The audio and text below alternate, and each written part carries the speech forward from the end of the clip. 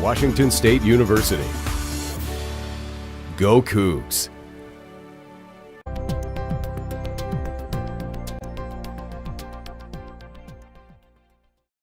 So I'll quickly cover one real-world use case that arises in the context of activity recognition um, for smart homes. So let's look at the overall data flow here. So let's say we have a bunch of sensors. These can be accelerometers or motion sensors, or audio, microphones, or images, pressure sensors, and so on. So this is where the raw data comes from. So each of these sensors is observing essentially a space, which is possibly a room, where there is some motion that's happening, and the idea is to observe a subject, and the subject is moving in the room over a period of time. And so the idea is to find activities, identify activities that the subject is performing based on the sensor data. And to do that, first is we generally do a pre-processing step where we look at the sensor data, slider window, fixed length window. And then once we have the sensor measurements from these windows, we extract the meaningful features, and those features will be fed into a supervised learning process where the features can then be used to classify the kind of activity that happens.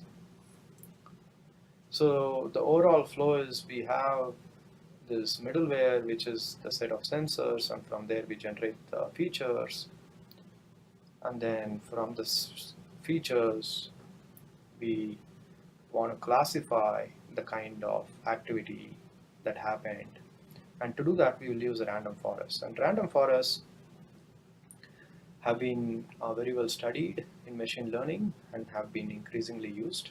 So it's an ensemble method.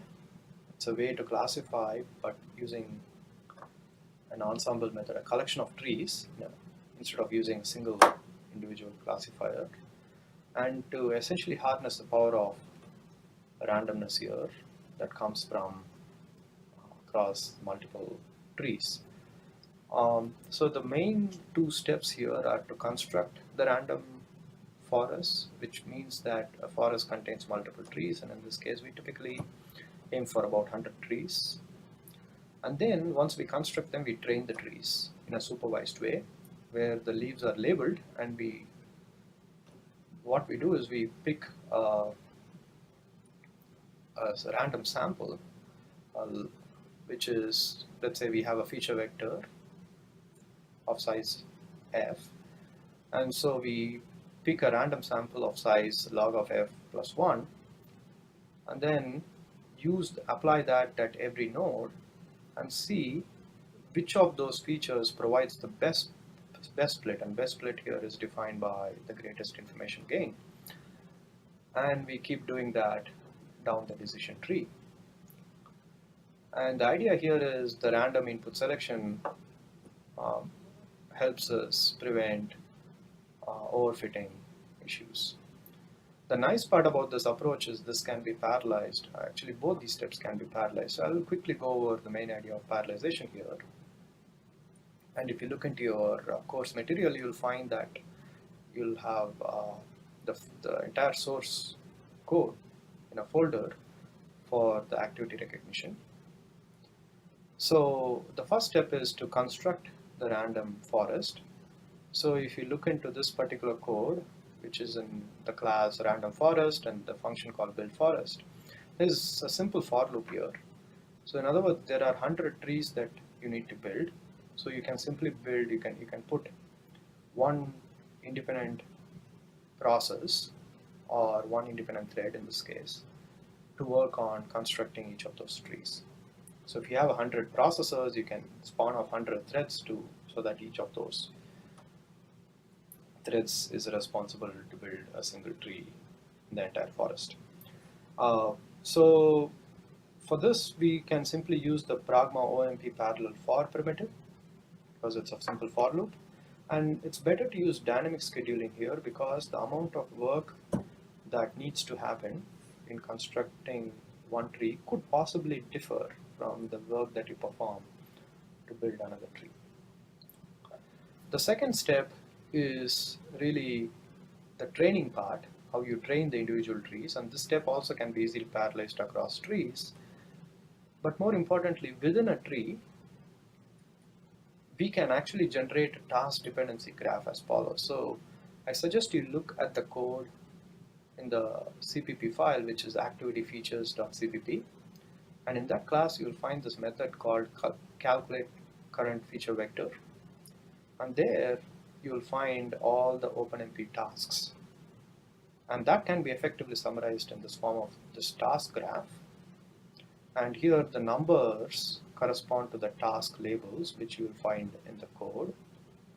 And the ovals here represent the variables through which the dependency arises. So as you can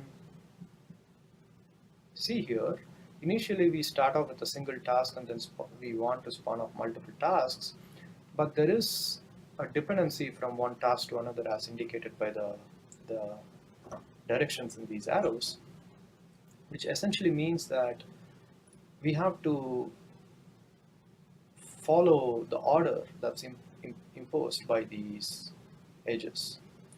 So task B has to finish before task 4, and 4 has to finish before 5, and 5 has to finish before 6, and so on.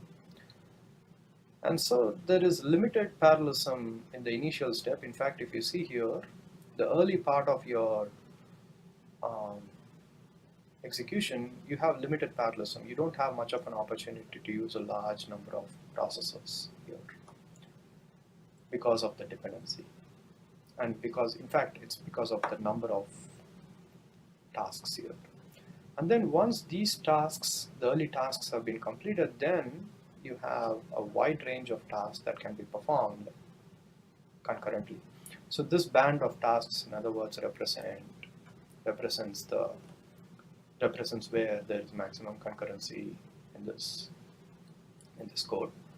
And then later on, as all the tasks complete, there is an ending task which has to essentially gather all the data that is collected, that is computed by all these individual tasks. And at this time, effectively, the program becomes a serial program. So I would encourage you to go and look more carefully into this source code for activity recognition.